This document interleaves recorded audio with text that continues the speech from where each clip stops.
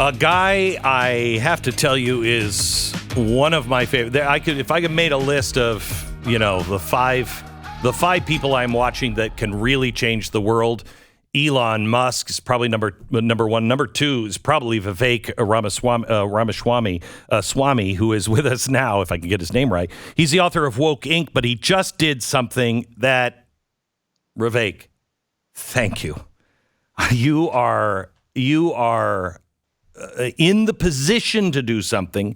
You're in the position where you don't have to do something, and you are taking on BlackRock the right way. Can you explain what you're doing? Yeah, so we're taking on the three largest asset managers in the world, Glenn, starting with BlackRock, who is managing over $10 trillion. That is one firm managing more than half the U.S. GDP. And here's the problem, Glenn. They are using the money of everyday American citizens, most of the listeners of this program, yours and mine, to foist values onto corporate America, to advocate for policies in corporate America, to vote our shares in corporate America in ways that we would disapprove of, to advance these social and environmental policies that we should instead be debating as citizens. Amen. And Glenn, I just want to, you know this stuff well, but just think about this as a second for a thought experiment, all right?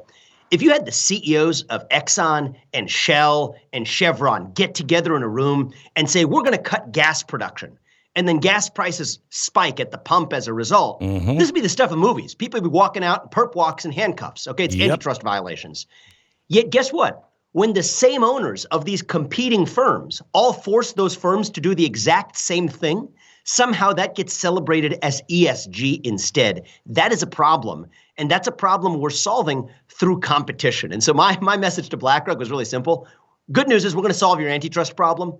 The bad news is we're going to do it by taking market share, by actually representing the voices of everyday American citizens in every boardroom in this country eventually. That's the mission. So when will this begin? When can average people move their 401ks or their investments over to you? So the movement begins in the third quarter of the year. What we said was that the first products will launch in the third quarter. This was just unveiling the company itself. And I have been humbled. I've been blown away by the level of support we've received. In fact, the number of employees of the big asset managers, including Vanguard and BlackRock and State Street, who have said, we are, and these are their words, not mine. In one case, a message I got, we're fed up with the nonsense, ready for something new. And you know what? I don't hold it against employees who are willing to move with their own feet. I actually give credit to brave people who are willing to act on their convictions. And you know what? These firms didn't act this way 20 years ago. This is a newer trend. And so even for employees of these large asset managers who have seen the lurch that these firms have taken, I give those employees credit, and our doors are wide open. But to answer your question, Glenn, it's the third quarter of the year that we'll be launching the first product. Vivek, I've been preaching this ESG stuff for a while now, and yes, you have. Couldn't get the states. We had about 20 of them, but so many Republicans even are like, that's a private business. They can do whatever they want. Well, S&P Global just came and said, we're now rating the states with ESG scores. So you may lose your status for businesses because we may not be able to recommend that people do business in your state. At a certain point, we should just call the charade for what it is. We tell ourselves we live in a democratic society. Let's call the charade for what it is and start bowing to our monarchs instead. This isn't even a battle between left and right, Glenn. This is a battle between living in a democratic republic and living in a monarchy where a certain group of corporatocrats, people who run a corporatocracy, a monarchy, decide what the right answer is to these moral questions for everybody else. Now, I don't think that public policymakers are up to the task. I think you agree with me on that. I also think that a lot of public policies can have unintended consequences. That's a different game. That's not the game I'm playing. At the end of the day, I think that the market here, the actual market, the true free market, not the one that's guided by the invisible hand of government, but the one that's actually guided by the demands of everyday citizens, that's the system that I think could deliver the cleanest solution if brave enough people are actually brave enough to step into that void. I think there's a great economic opportunity. I also think there's a great opportunity to change our culture. So that's the path I'm taking. That doesn't mean that policymakers can't act. It's just that I'm focused more on the market track. You know, it's amazing to me. I see these companies, these media companies that sell for, $1 billion and they got nothing. We're the largest streaming network for right of center in the world. It's like worth $10. It's like, you're never going to be able to sell that. You're like, the market doesn't understand, and they refuse to understand that, I don't know, half the country doesn't agree with them and still wants products. And Glenn, it's let me just give you one shade further, building on what you said. I agree with everything you said, but further, the 100+ million people, the 150+ million people you're talking about, when you adjust for spending power, when you adjust for investment power, when you adjust for being good credit risks, good insurance risks, people who don't lie on their credit card applications, people who have actual savings to put into investment funds, people who are hard workers, people who are sticky customers, that actually becomes one of the largest economies in the world. Right. Now, that being said, I wanted to share with you my perspective here. I don't want to see a red economy and a blue economy in the long run. I don't either. This is beyond Democratic and Republican partisan politics. I actually want to get politics out of the private sector. Yes. But we're not starting from neutral territory. And so I think using market competition and competitive force to bring that true diversity to the marketplace of ideas, when right now, especially in capital markets, Glenn, we have one view. It is the ESG-centric view. And ESG is whatever BlackRock decides it means on a given day. What we really need is just true competition and true diversity. If we get there, I'm happy. And I don't want partisanized economies left at the end of it. I actually think that the economy can bring us together. The private sector, if it's depoliticized, can bring us together. We're just taking the steps to get there. Well, I mean, if we have to have a parallel economy, but then we have to have it. But a parallel economy will take money from the other side, and they'll either get competitive or they'll be destroyed. That's exactly right. Now, I predict the way this plays out isn't that we have two permanent parallel economies, but companies like Airbnb and BlackRock and Disney, and for that matter, every other company in corporate America is going to wake up and say 5 years from now, our approach to diversity and inclusion probably wasn't as diverse and inclusive as we thought. Right. They swing the pendulum back. That's how we get our culture Did back. you see that BlackRock, what they announced today? I think it's because of you. Of course. I think it is too. I don't mean to falsely pat myself on the back or anything for credit. It's not about me. It's about them trying to put the toothpaste back in the tube, right? So now, what are we going to see from BlackRock? Mark my words. They're going to say, well, those proposals we put up a couple of years ago, we want to roll those back a little bit. You know what I would say is that is the example of an institution that operates without a soul. I would rather have somebody who has a different view, who we could engage in healthy debate in the open, rather than to debate with somebody who wants to look like a flag but waves in whatever direction they think the wind is blowing. Now they're trying to put the toothpaste back in the tube. I think going to have a very difficult time doing that, but I think it's revealing even how they sense the tides are changing. We're going to lead that new tide, hopefully, to a more positive place. I only have about 3-4 minutes left, and I want to ask you two questions, and they're just ethical questions that I don't know how to solve, both in the news today. Goldman Sachs-backed firm buys Florida community of single-family homes for $45 million.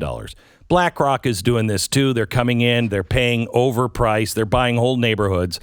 I don't want to tell companies that they can't do that. I wouldn't be opposed to that if it wasn't for ESG and the Great Reset, which says you're not going to own anything by 2030, and everybody will be renters. So what do you think of this, and how do we deal with this?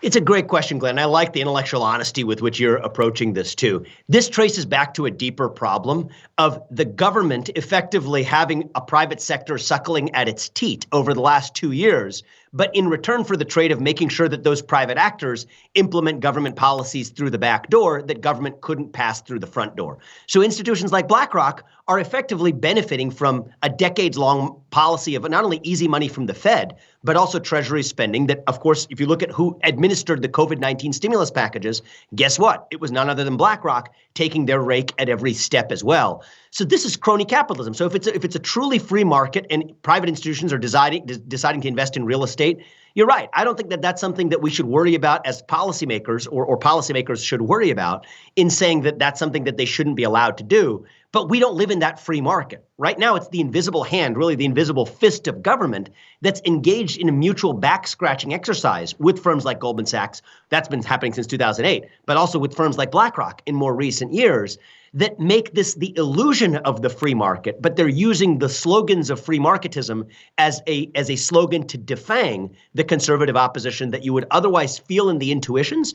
But conservative dogma says that we shouldn't interfere with the free market. Right. I think that's correct, so long as we restore the actual free market. So that's a complicated issue. Yeah, no, I appreciate your answer. We're talking to Vivek Ramaswamy.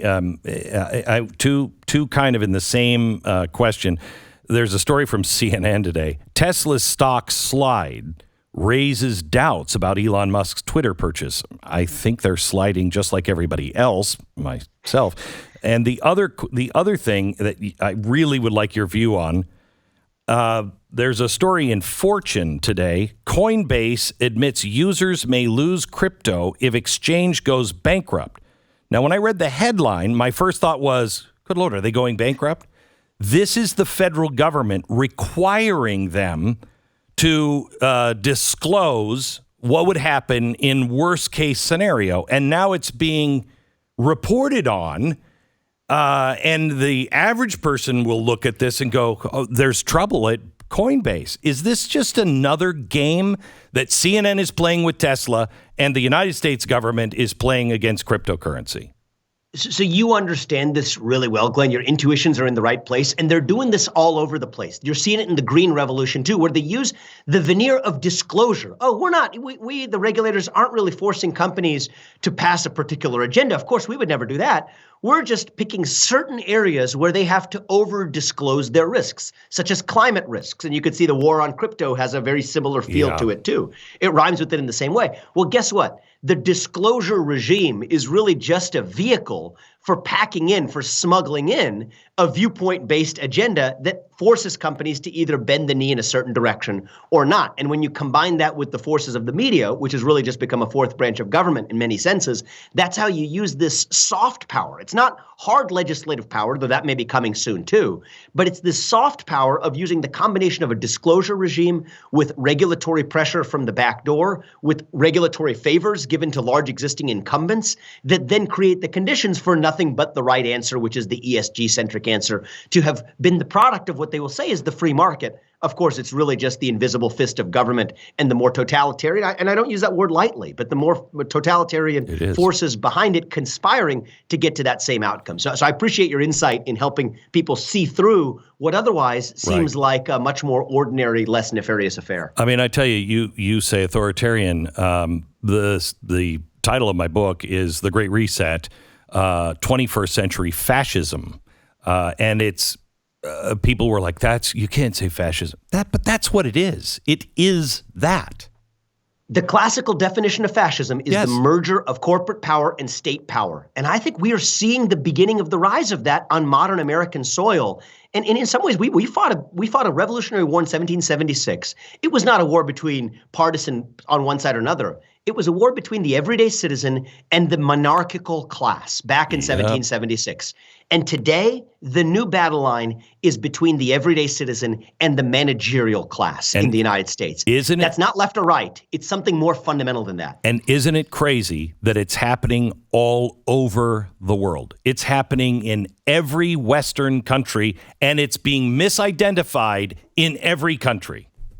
You nailed it. This is a transpartisan, transnational war for the heart and soul of both capitalism and democracy. And I even, not to be fancy about this, I say transpartisan, transnational. I even say it's transtemporal. Okay, this was transnational back in 1776. Yeah. The French Revolution played out 13 years later. It was a transatlantic battle then too. Mm-hmm. We live in one of these moments where it's like the